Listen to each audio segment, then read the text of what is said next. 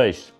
Z tego co ostatnio zauważyłem po statystykach, takie odcinki, gdzie siedzę i sobie ględzę, dość fajnie przypadły Wam do gustu. A dzisiaj mam bardzo fajny temat, bardzo często przydarza mi się, więc na pewno wielu użytkowników też szuka odpowiedzi na to pytanie, na które ja też kiedyś jej szukałem.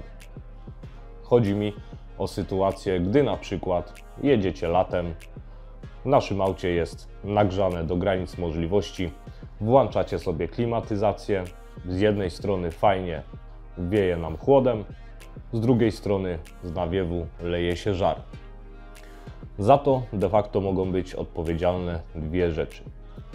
Pierwszą z nich są klapy, które sterują nam mieszanką powietrza ciepłe, zimne. Druga rzecz są to zaworki klimatyzacji. Może inaczej, zaworki obiegu płynów. O, może tak to można powiedzieć, aby było dokładniej. Jeżeli chodzi o klapy, któraś z klap może nam się przykładowo zaciąć lub padnie w niej silniczek.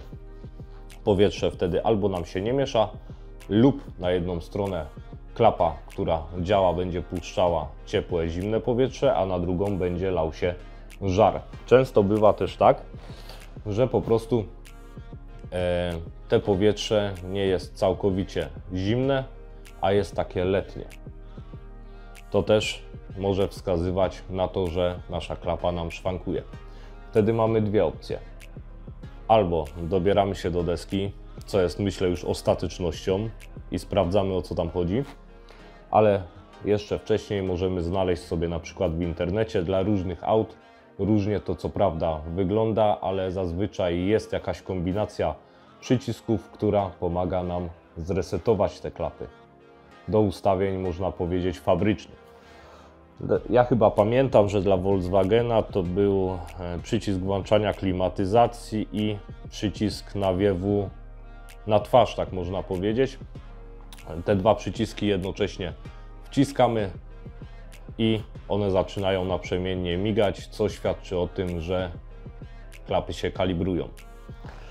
Jeżeli po tym zabiegu wszystko wróci do normy, bardzo fajnie, mamy sukces. Jeżeli nie, to w następnej kolejności należałoby się właśnie zająć zaworkami płynu przy klimatyzacji. Jak zwał, tak zwał. Wiadomo, o co chodzi. Tutaj będziecie mieli zdjęcie. Zazwyczaj z jednej strony wchodzi jeden szlauch, z drugiej wychodzą dwa lub więcej. One przepuszczają gorący płyn do nagrzewnicy i jeżeli te zaworki ulegną zabrudzeniu lub po prostu już z wiekiem odmówią posłuszeństwa, tak samo będzie nam z nawiewów wiało gorąco. Ja miałem taki przykład w BMC trójce, w mojej odpukać jeszcze nie, w Mercedesie W220, o ile w BM-kach jest to fajnie na wierzchu, o tyle w Mercedesie S-klasie musiałem już szukać tych zaworków w podszybiu, czyli wiązało się to ze zdjęciem wycieraczek pod szybie, ale to jest dalej nie tyle roboty, co dobieranie się pod deskę rozdzielczą w naszym aucie. Co wtedy zrobić, jeżeli stawiamy na to, że winowajcą całego zamieszania są właśnie zaworki? Najprościej po prostu zdemontować te zaworki, tak jak widzicie na zdjęciu, bo ja postaram się, aby one cały czas tu było. Z góry macie takie dwie, jakby można to nazwać, kopułki. Są to elektromagnesy, które w momencie, kiedy dostaną impulsu, otwierają lub zamykają obieg, który leci do nagrzewnicy. No i zazwyczaj zbiera się tam brud, szlam. Są też zestawy naprawcze tych zaworków. Ja co prawda nie korzystałem, zawsze jakoś dało radę papierkiem ściernym zaradzić, wyczyścić to do porządku i zaworki zaczynały działać i spełniać swoją funkcję. W aucie nagle robiło się lodowato. Sprawa jest o tyle prosta, że możemy zadziałać sami, nie musimy koniecznie kupować, tylko wiadomo, trzeba zwrócić uwagę, czy te uszczelki, które są tam w środku, nie są zbyt sparciałe, bo wtedy już Wam nic nie pomoże i wtedy zostaje albo wymiana tych zaworków na nowe lub zestaw naprawczy. U mnie się na szczęście obyło bez tego. Kolejna dość istotna sprawa, no to wiadomo, wymiana zaworków na nowe swoje kosztuje.